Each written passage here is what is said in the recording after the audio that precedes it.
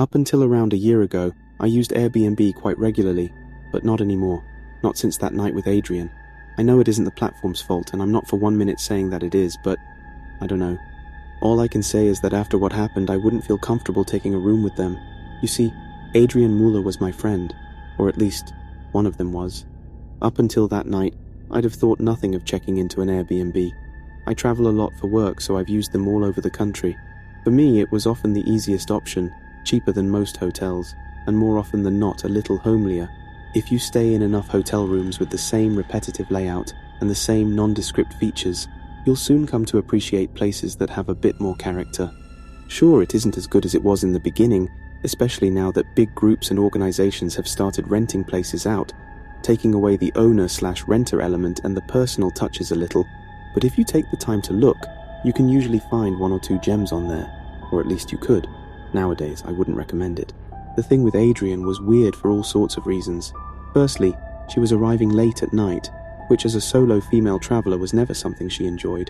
Whilst in theory you should either be able to meet the owner and get let in, or use the code to open the lockbox and let yourself in easily, she'd stayed in enough places to know that sometimes things don't go according to plan, which, if you're a woman on your own in a strange town, makes turning up in the middle of the night more than a little uncomfortable.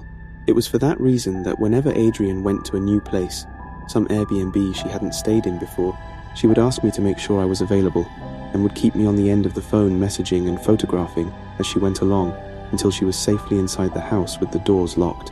I know it might sound paranoid, but 9 times out of 10, it just involved a text to say she'd arrived and another to say she was inside.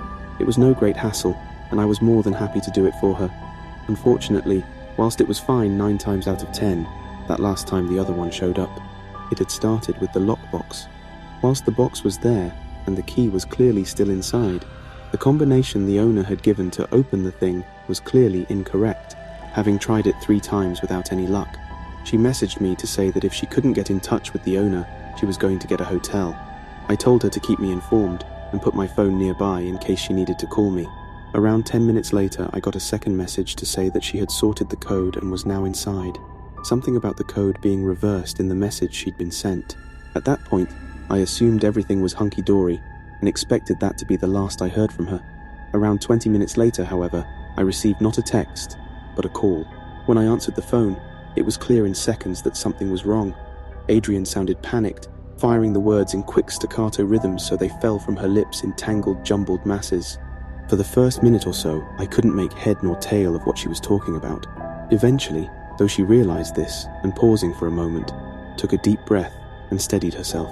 "Listen," she said, as if that wasn't what I'd been trying to do throughout her mangled explanation. "I'm okay. All right, I'm okay and I'm safe. I don't know, I'm freaking out. This is the weirdest thing that's ever... God, I don't even know." I jumped in to tell her that she was rambling again, and once again she paused. Then she tried once more. So I was inside and I was just getting ready for bed when the doorbell went. Now obviously I'm not expecting any guests, so at first I was going to ignore it, but then I figured it might be the owner come to tell me something or introduce herself. So I went up to the door, made sure the lock was on, and called through to ask who it was. I said okay to indicate that I was following her so far, all the while praying that she hadn't been stupid and opened the door to some random guy. So somebody answers from the other side and it's a woman, so I think okay, it probably is the owner.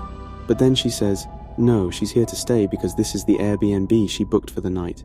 Now again, obviously, I had booked the apartment and that was a fact, but I also knew that Airbnb sometimes double books people.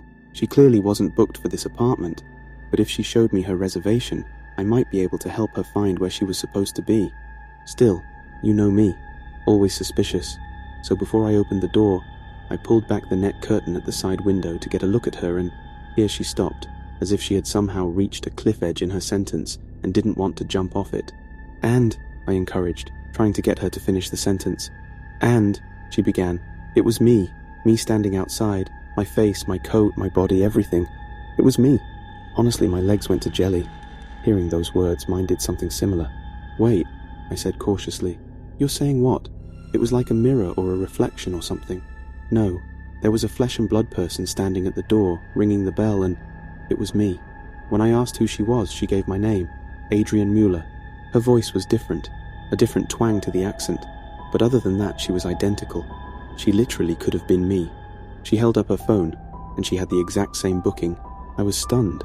For a moment, I wondered if Aid might be having me on, making some kind of prank or something, but I knew her well enough to see that wasn't the case. "So, what did you do?" I probed gently. What could I do? I let her in. "What?" I said, screaming, certain, though I had no reason to think so, that this was a bad idea. "So, what, she's there with you now?" "Yeah," she said, as my phone pinged and photographs began arriving. Pictures of two women that you would have sworn, had you not known better, were identical twins. The resemblance was perfect. The hair, the eyes, the tiny gap between the front teeth, everything. Even the mole on the upper right cheek was in the exact same spot. "I don't like this, Aid," I admitted nervously. "I mean, there's coincidence, but bloody hell, this is a bit freaky. Maybe you should leave her there. Find a hotel or something. I can look now and book something for you if you want. But Adrien wasn't listening. Instead, she was asking questions. Firstly, about the booking, about when the other Adrien had arranged it, why she was in town, and whether, as far as she knew, she had any siblings. Perhaps, I thought, that's the answer. Maybe somehow, Adrien has a twin she doesn't know about. A sister who was adopted that she was separated from at birth. A sister who, in some weird mix-up, had ended up taking the same name as her. Sure, it was weird that they'd chosen the same outfit and had booked the same place at the same time, but that could be a fluke, 1,000,000 to 1 shot, a coincidence. Someone turning up in the same place in the same coat is fine. Someone turning up with the same face, that's just creepy. As I mulled this over, I suddenly heard Adrien shrieked, and for a second panicked that something had happened. "You're not going to believe this," she said, as if what had happened up to that point was all run-of-the-mill and plausible. Seconds later, another photo came through. It was Aid and her new twin, both with their shirts slightly lifted. On each of their hips, just above the pelvis, was the word Rusty, the name of Adrien's beloved dog that had needed to be put to sleep a year earlier. The pair had the same tattoo. "Is it a joke?" Adrien asked, echoing my earlier suspicions about this whole thing being a prank. "I mean, is it like a flash mob thing? Get a ton of us in the same place at the same time?" "Us?" I barked. "An hour ago you didn't know this person existed, Adrien. You're not an us. I think you should leave."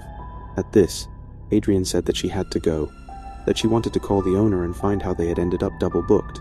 To me, the answer to that question seemed obvious. The owner probably thought she was talking to the same person on both accounts, and simply hadn't noticed that there was more than one booking. As I was about to say this to Adrien, however, the doorbell rang again. The woman at the door, the third to have a confirmed booking at the Airbnb that night, bore no physical resemblance to the other two. However, when she showed her phone to Adrien, in an attempt to confirm her booking, the name at the top was awfully familiar. By this point, Adrien was really beginning to panic. Still on the line, she moved around the room, phone still pressed to her ear, muttering to herself in strange, incoherent sentences, talking more to herself than to me. Okay, what the hell? I mean, what the hell is this? I mean, whoa. Okay, get a grip. Calm down and take it easy. She's a twin. She's just your twin. And the other one, she's just, people have the same names and there's been some kind of mix-up, and I shouted down the phone, trying to get her to hear me, telling her to calm down. I told her again to leave the house, to take her phone and find a hotel. I told her that something weird was happening, and I wanted her to get out of there as quickly as possible, to forget the booking and just leave. Just open the door and leave. Adrien didn't respond. Instead, she went on rambling, wittering assurances to herself that everything was okay, that it was all going to be fine, though the more she spoke and the less sense she made, the more I began to suspect that this was not the case. Everything was not okay, and it wasn't going to be fine. Behind her ramblings, the second Adrien, my Aid's doppelganger, was explaining to the third Adrien how, despite being identical, they had never met before that night. She repeated how weird the whole thing was, and how she thought by morning they'd be all over national news. Her thought was interrupted, however, when the doorbell rang again. The last thing Adrien said to me that night was this: "There's 2 more at the door. 10 or 12 more and then we'll all be here." Hearing that, I made up my mind. Opening my laptop, I went to Gmail and typed in her address. Furiously guessing at names and numbers, I eventually stumbled on the password, Rusty123, and got into her account. I reset her password on Airbnb, got into that account and found out from her bookings where she actually was. Within 5 minutes I was in my car. Within 3 hours I was knocking at the door, more than a little scared about what or who I'd find inside. When I found her that morning, curled in the corner, pulling at her hair and jabbering to herself nonsensically, I thought perhaps she was just in shock. The doctors said that to an extent she was, though it was a shock from which her mind would likely never recover. Adrien doesn't go on Airbnb anymore. In fact, she's not allowed to leave the ward. Where the others came from, and indeed where they went, I'll never know. I've tried tracking them down, searching social media for anyone by that name who might have been there that night. So far I haven't found any. I often wonder if that's because they're hiding or because, like my Adrien, they no longer know their own name.